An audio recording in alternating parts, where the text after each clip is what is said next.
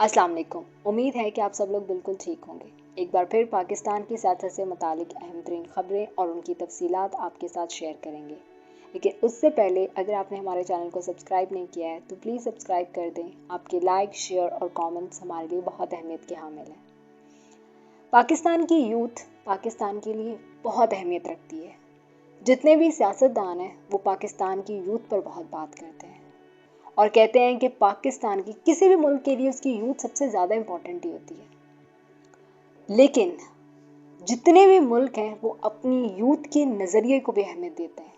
इसी तरह अगर पाकिस्तान की सियासतदानों के लिए या जितनी भी सियासी पार्टियां हैं उनके लिए पाकिस्तान के जवानों की बहुत ज़्यादा अहमियत है, तो फिर वो पाकिस्तान के जो जवान हैं उनके नज़रिए को अहमियत क्यों नहीं दे रहे? क्यों वो ये नज़रअंदाज कर रहे हैं कि जो पाकिस्तान का जवान है वो क्या सोचता है, वो क्या चाहता है, किसको वोट देना चाहता है, किससे मोहब्बत करता है, किसका सपोर्टर है? क्यों इस चीज़ को अहमियत नहीं दी जा रही? और जितने भी अदारे हैं जो पाकिस्तान के जवान पर, पाकिस्तान के नौजवान, पाकिस्तान का जवान, यूथ प्रोग्राम, ये हर प्रोग्राम यूथ के लिए है। यूथ पाकिस्तान का मुकद्दर है, यूथ ही पाकिस्तान का मुकद्दर बदल सकती है। अगर वो इस चीज़ पर बात करते हैं तो फिर उनके नज़रिए की तरफ क्यों नहीं देखते? क्यों नहीं उनके नज़रिए की तरह सोचते हैं?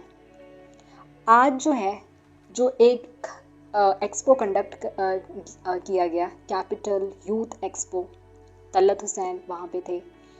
जो नौजवानों के कमेंट्स थे और जो नौजवान पूछ रहे थे सवाल, क्या वो सवाल हमारे जितने भी सियासतदान हैं उन्होंने नहीं सुने? या जितने भी अदारे हैं जो कि एक मुखालिफ पार्टी या सिर्फ एक बंदे के मुखालिफ चल रहे हैं, क्या उन्होंने वो जवाब नहीं सुने? क्या उनके सवाल नहीं सुने?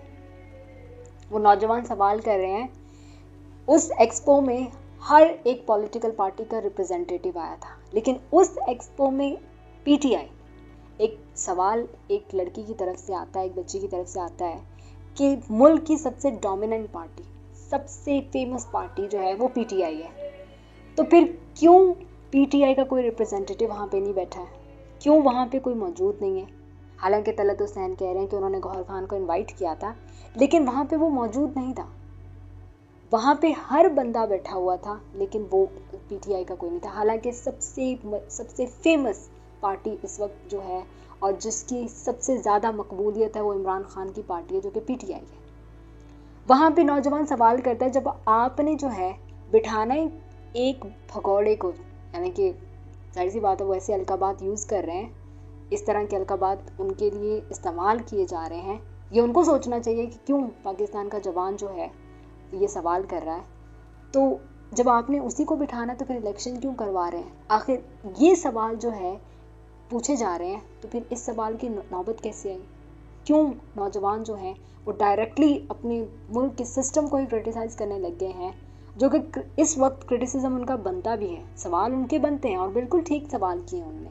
तो फिर इनके जवाबात कौन देगा? और जब नौजवान इस तरह के तल्ख सवाल पूछते हैं तो उन्हें गद्दार कह दिया जाता है। क्या ये जितने नौजवान उस एक्सपो में मौजूद थे वो सबके सब गद्दार थे?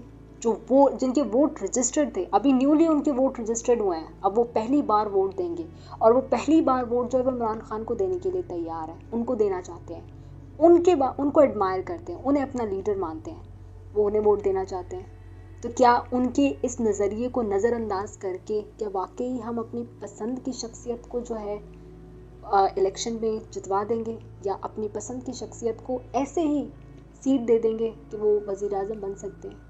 अगर नौजवान पाकिस्तान के लिए इतना ही अहमियत रखता है, पाकिस्तान के इदारों के लिए या पाकिस्तान के जितने भी बड़े बड़े लोग हैं जो कि ताकत रखते हैं, जिनके पास ताकत है, वाकई इतनी अहमियत रखता है, तो फिर इस नज़रिए को नज़रअंदाज करके क्यों हम एक ही बंदे के मुखालिफ चल रहे हैं और क्यों हम उसे माइनस करने पे तुले हुए हैं? अगर अवाम इमरान खान को चाहती है तो फिर दे दें उसे। जाहिर सी बात है अवाम की राय के बगैर कुछ भी नहीं हो सकता। अगर इंसान कह ले कि ताकत ही सब कुछ होती है तो ताकत कुछ भी नहीं होती है। रेवोल्यूशन की जब बात की जाती है ना, जब रेवोल्यूशन आता है तो रेवोल्यूशन किस तरह आता है? अवाम के ज़रिए आता है। तो जब रेवोल्यूशन आता है उसको मजबूर कैसे किया जाता है? जब ताकतवर लोग मुसल्लत हो जाते हैं। आप पर, और जब ताकतवर लोग आप पे मुसल्लत हो जाते हैं और ताकत भी इख्तियार इस्तेमाल की जाती है, तब एक इनकलाब आता है और सब चीज़ें बहा कर ले जाता है। रेवोल्यूशन की सबसे बड़ी मिसाल जो है वो ईरान की है। ईरान में रेवोल्यूशन आया था ना, उन्होंने अपना सारा सिस्टम चेंज कर लिया, अपनी मर्जी के मुताबिक सब कुछ चेंज कर लिया, और आज भी हम ईरान की रेवोल्यूशन को देखते हैं, समझते हैं और कहते हैं कि वाकई रेवोल्यूशन आया। रेवोल्यूशन जब आता है तो फ्रेंच रेवोल्यूशन को भी याद किया जाता है। फ्रेंच रेवोल्यूशन में क्या था कि ताकत बेख्तियार इस्तेमाल की जा रही थी, निचले तबके को सबसे ज़्यादा सप्रेस किया जा रहा था, लेकिन वो यकदम बाहर आया और सब कुछ ख़त्म कर दिया उसने। ऐसे ही है कि जब आप किसी को मजबूर करते हैं, उनके नज़रिए को नज़रअंदाज करते हैं, तो फिर रेवोल्यूशन आता है, इनकलाब ही आता है। जब इनकलाब की बात की जाती है, तब्दीली की बात की जाती है, तो आप गद्दारी के स्टैंप नहीं लगा सकते, क्योंकि गद्दारी का स्टैंप तब लगता होता है जब आप अपने मुल्क के ख़िलाफ़ बात करते होते हैं, आप अपने मुल्क के ख़िलाफ़ चलते हैं। इमरान खान के जितने भी स्टेटमेंट था, या जो इमरान खान की टीम है, इमरान खान की सोशल मीडिया टीम है, या इमरान खान के लोग हैं, अगर तो वो हमारे पाकिस्तान के ख़िलाफ़ बात करते हैं, हमारे पाकिस्तान के जित आइन है उसके आइन के ख़िलाफ़ कभी बात नहीं की जाती। आइन ये है कि ये इंसानी लिखी हुई चीज़ है, इस पर क्रिटिसाइज़ हम कर सकते हैं, क्योंकि जब आइन आप लोग मुल्क के लिए या अवाम के लिए इस्तेमाल नहीं करते, ज़ाती मुफाद के लिए इस्तेमाल करते हैं, तो फिर उस पर आप जो है तनकीद कर सकते हैं, और तनकीद कबूल करनी चाहिए। सियासत का जो हुस्न है वो तनकीद को कहा जाता है, तो तनकीद कबूल करनी चाहिए। तो आज नौजवानों ने पाकिस्तान पर खुली तनकीद की, सवाल भी खुले किए। तो अब सवाल ये बनता है कि क्या इन सब सवालों को नज़रअंदाज करके और इस नज़रिए को नज़रअंदाज करके जो है, क्या वही रास्ता इख्तियार किया जाएगा जो कि आज तक जो हम 1-1.5 साल से देखते आ रहे हैं कि हाँ भाई, -1 फार्मूला पाकिस्तान की ज़रूरत है और पाकिस्तान के कुछ लोगों की ज़रूरत है। पाकिस्तान की ज़रूरत इमरान खान है, पाकिस्तान की अवाम की ज़रूरत इमरान खान है, लेकिन पाकिस्तान के इदारों की ज़रूरत माइनस इमरान खान है। ये चीज़ पाकिस्तान के जो इदारे हैं उन्हें सोचनी चाहिए कि पाकिस्तान का जो जवान है, जो यूथ है, वो किस तरफ जा रही है और क्या सोच रही है, क्योंकि उनकी सोच बहुत कुछ तब्दील कर सकती है। ये वो लोग हैं जो शऊर रखते हैं, जो पढ़े लिखे लोग हैं, जिनको पढ़ा लिखा तबका कहा जाता है, और अब तो जो अनपढ़ तबका है वो भी बहुत ज़्यादा शऊर रखता है। तो पाकिस्तान के इदारों को, पाकिस्तान के सियासतदानों को एक बार फिर से एक बैठक करने की ज़रूरत है, सोचने की ज़रूरत है कि पाकिस्तान की अवाम किस तरफ जा रही है, क्या सोच रही है। इसके साथ साथ ही आज के लिए फ़िलहाल इतना ही।